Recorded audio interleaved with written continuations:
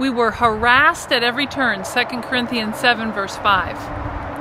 Why is it that God leads us in this way, allowing such strong and constant pressure on us?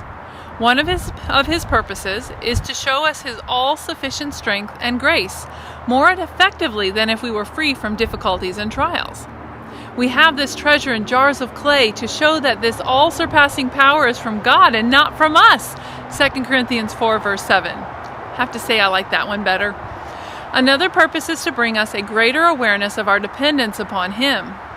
God is constantly trying to teach us how dependent we are on him, that we are held completely by his hand and reliant on his care alone. This is exactly where Jesus himself stood and where he desires us to stand. We must stand not with self-made strength, but always leaning upon him.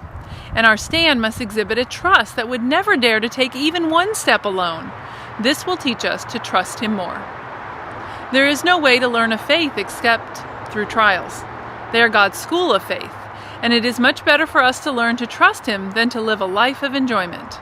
And once the lesson of faith has been learned, it is an everlasting possession and an eternal fortune gained.